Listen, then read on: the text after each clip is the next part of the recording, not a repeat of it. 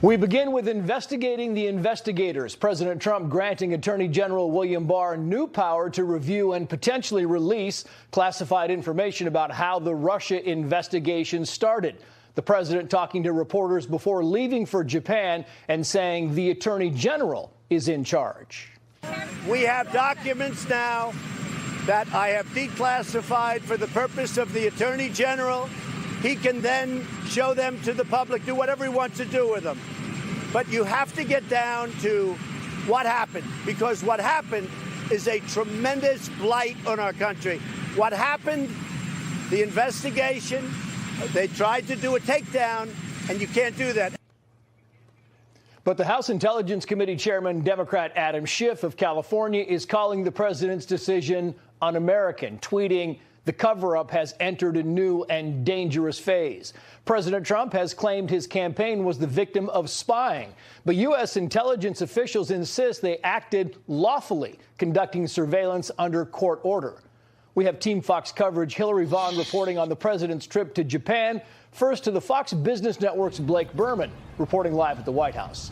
Hi there, Trace, and hi there. And just a couple hours ago on the South Lawn, we heard from President Trump for the first time since the White House unveiled last night that the president has let the Attorney General Bill Barr declassify documents as it relates to surveillance in the 2016 presidential campaign. And since the president has ordered the intelligence community to cooperate with all of that, the president saying he is doing this in the name of transparency to see, as he put it, how, quote unquote, an attempted coup was started. Now, the president also tried to draw a line between himself and the declassification process, saying he doesn't even know how many documents may or may not be involved with all of this, and said Attorney General Barr is the one in charge. The president also pushed back on criticisms that he is engaging in what essentially amounts to political payback. This is all about what happened and when did it happen. Because this was an attempted takedown of the President of the United States, and we have to find out. It's not payback. I don't care about payback. I think it's very important for our country to find out what happened. The president said that many had been asking him to do this very same thing as it relates to declassification. And in fact, that is what exactly many conservatives here in Washington had been hoping for the president to do. Congressman Devin Nunes of California, who is the top Republican on the House Intelligence Committee, has been pushing for this. And last night he defended the president by saying because he is the president of the United States, he is the one who can ultimately determine what can be declassified or not. Trace? Yeah, and Blake, clearly Democrats are not happy. How are they responding? The top Democrat on the House Intelligence Committee is Congressman Adam Schiff, and he said what the president is engaging in is essentially political payback, and we heard the president respond to those criticisms. In a statement earlier today, Schiff said the following at one point, writing, quote, "The president's order conferring new authorities over classified information held by the intelligence community is a corrupt escalation of the president's intention with the assistance of the Attorney General to weaponize and politicize the nation's intelligence and law enforcement entities." Trace, Schiff also called what the president is doing, quote, an abuse of power. We have heard Democrats say similar things about the president now for about the last week or so, if not longer than that. And Hillary, what do these talks mean when it comes to possible trade deals with China?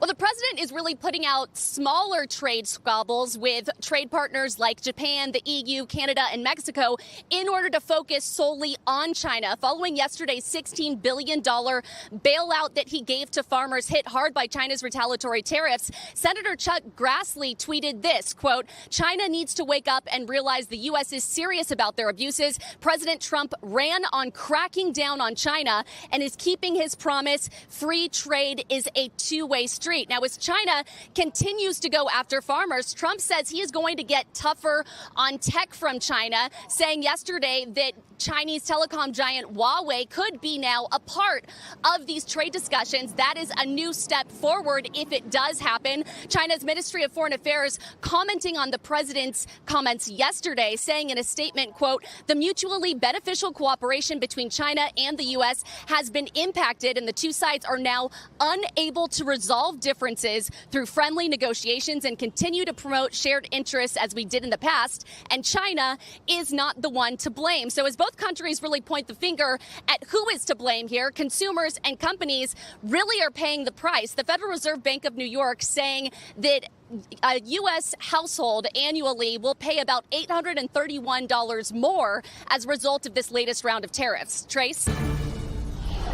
And breaking this afternoon, word that President Trump is bypassing Congress to sell billions of dollars worth of weapons to countries including Saudi Arabia and the United Arab Emirates. The president will reportedly use a rare federal provision that allows him to make an emergency declaration to make the sale. That would let him get around Congress, where both Republicans and Democrats have opposed the deal. Rich Edson is tracking developments from the State Department. Rich, what more do you know about this?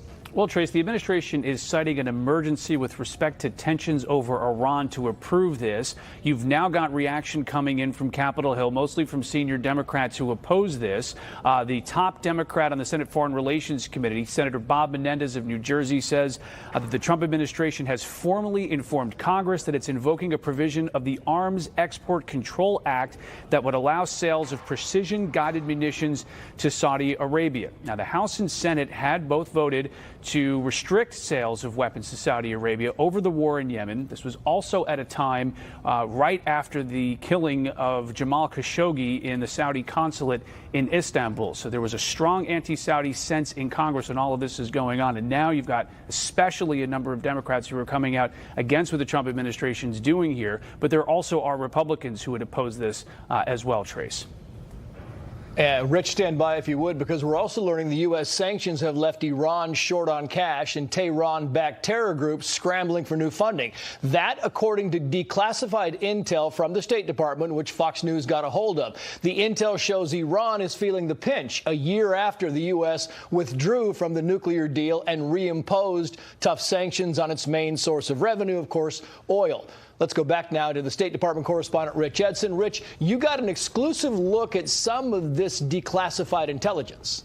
Right. And State Department officials are saying this is playing out now across the Middle East as you have these Iran-backed militias who have to cut their budgets and are now trying to raise money. According to this declassified intelligence that State Department officials have described, they say that the new information shows Tehran has told Shia militias to find new revenue sources because Iran will provide them less money, that Hamas has enacted austerity plans because of funding shortfalls from Iran, that Iran's cyber command needs money, and that there's a fuel shortage in Syria as the United States has cut off 1 to 3 million barrels a month that Iran once supplied to the Assad regime. Hezbollah has also deployed a social media campaign, including children in military uniforms, to encourage donations to piggy banks. The State Department says this all demonstrates that its sanctions regime, 26 different instances, nearly 1,000 targets, is working. The president would like to get into negotiations with the Iranian regime so that he can put in place a new and better deal to replace the failed Iran nuclear deal.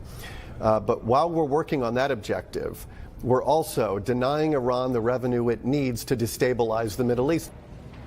European governments have had opposition to the U.S. approach on this, those that are still part of the Iran nuclear deal. They wanted the United States to stay in the agreement, not to restore these sanctions against the Iranian regime. They say that it would lead to a more destabilized or more problems for a volatile region already. And there are a number of Democrats who have also opposed the administration's move on this. Trace? Rich Edson live for us at the State Department. Rich, thank you. President Trump says he's approved the Pentagon's plan to send hundreds more American troops to the Mideast. Defense officials tell Fox News they're ramping up U.S. forces in the region to deter Iran. Lucas Tomlinson has the details. He's reporting live for us at the Pentagon. Lucas. Trace, the number of troops deploying to the Middle East is actually going to be less than 1,000. That's according to senior officials here who just briefed reporters. Other troops in the region are going to be extended. President Trump spoke about the deployment a short time ago. We want to have protection. The Middle East, we're going to be sending a relatively small number of troops, mostly protective, and some very talented people are going to the Middle East right now, and we'll see how. And we'll see what happens. It'll be about 1,500 people. 600 troops currently in the region, part of a Patriot anti-aircraft missile battalion like you see here, are going to be extended from their current deployment. Some of the additional troops ordered to the region include combat engineers. Acting Defense Secretary Shanahan also approved the deployments of more surveillance aircraft, both unmanned drones and manned reconnaissance planes, to spy on Iran. Other forces deployed to the region include a squadron of U.S. Air Force fighter jets. They will be used to beef up existing American jets currently deployed. It's notable the new forces headed to the Middle East are not going to Iraq or Syria. The Pentagon is not disclosing their exact location. Pentagon officials, they say have a high degree of confidence Iran's Islamic Revolutionary Guard Corps was behind the attack on the 4 oil tankers outside the Persian Gulf earlier this month. It's this latest intelligence assessment that prompted the deployment of more U.S. forces to the region in response to what they say is Iran's aggressive behavior, not to provoke Iran. The Democratic chairman of the House Armed Services Committee disagrees. Quote, adding more personnel and mission systems seems unwise and appears to be a blatant and heavy-handed move to further escalate tensions with Iran. It's not clear when these new forces will arrive in the Middle East. Trace?